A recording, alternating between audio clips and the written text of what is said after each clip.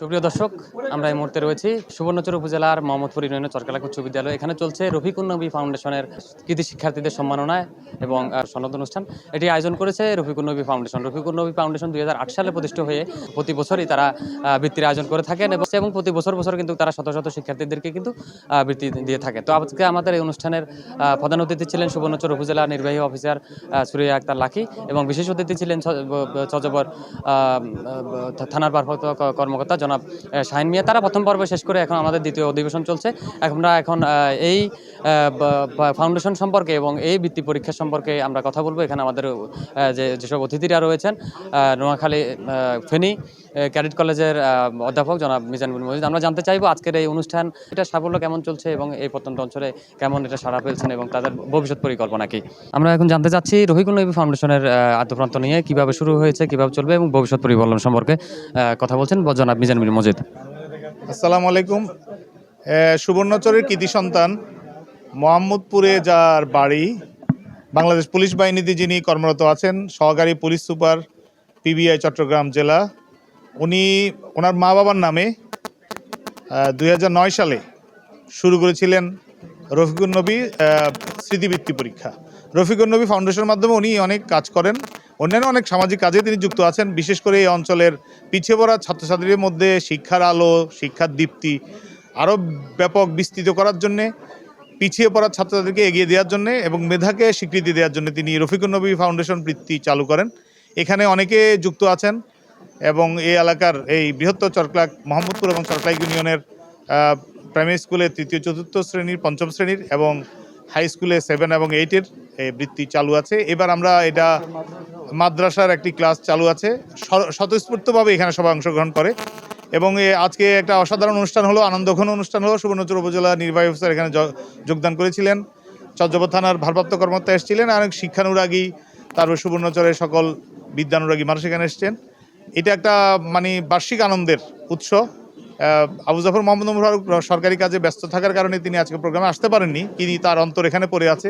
তিনি যখনই সুযোগ পান এলাকায় আসেন। এলাকার শিক্ষা, সমাজসেবা, মানুষের জন্য মানুষের পাশে দাঁড়ানো, তারপর সুবর্ণচর উপজেলা সমিতি দিয়ে তিনি দরিদ্র মানুষের সেবা করেন। ফেনীতে তিনি ত্রাণ কার্যক্রম চালনা করেছেন।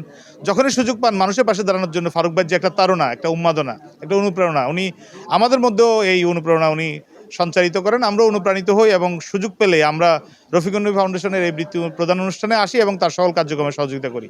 আমরা আজকে রফিকুন নবী ফাউন্ডেশনের উদ্যোগে আজকে 15তম বছরে আমরা এই বৃত্তি প্রদান করতেছি। আমাদের মূল উদ্যোক্তা আমার ভাতিজা পুলিশের এএসপি আবু জাফর মোহাম্মদ ওমর ফারুক, সে এই ফাউন্ডেশনের প্রধান পৃষ্ঠপোষক। আমরা তার সহযোগী হিসাবে আছি, পরিচালক হিসেবে আমরা দায়িত্ব পালন করতেছি। আমরা সরক্লার্ক এবং মোহাম্মদপুরের মধ্যে এই বৃত্তি প্রদান 7ম, 5ম, 4র্থ, 3য় এবং 9ম শ্রেণীতে আমরা বৃত্তি প্রদান করে থাকি, স্কুল এবং মাদ্রাসা উভয়টাতে। আমরা ভবিষ্যতে ইনশাল্লাহ আমাদের এই কার্যক্রম পুরো সুবর্ণচর উপজেলাব্যাপী করার আমাদের পরিকল্পনা আছে। আপনারা সবাই আমাদেরকে সহযোগিতা করবেন। ইনশাল্লাহ আমরা ভবিষ্যতে এটা আরও বৃহত্তর পরিসরে নিয়ে যাওয়ার আমাদের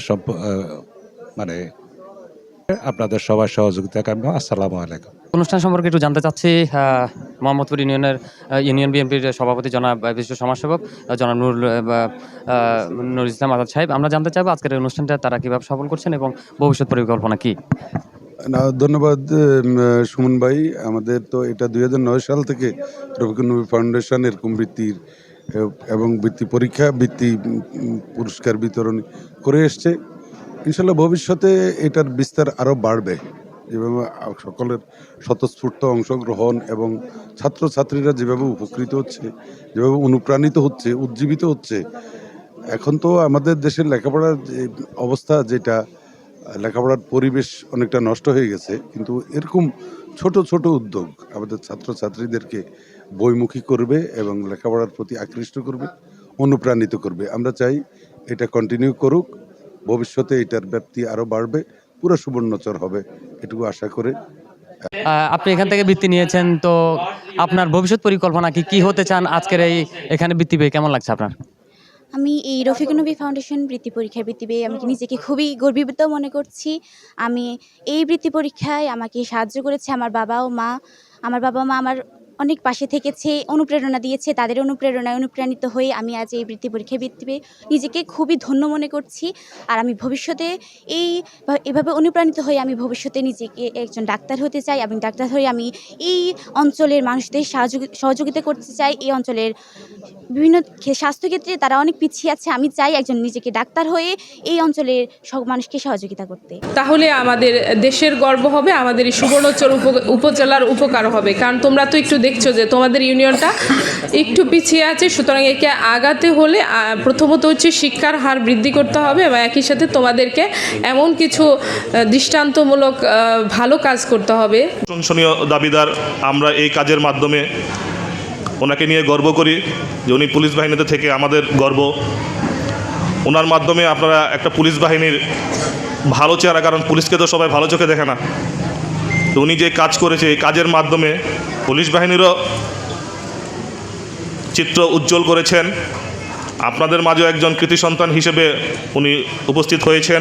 দর্শক, আপনারা দেখলেন নোয়াখালী সুবর্ণচর রফিকুন নবী ফাউন্ডেশনের বৃত্তি পরীক্ষার কৃতি শিক্ষার্থীদের সম্মাননা এবং পুরস্কার বিতরণী অনুষ্ঠান।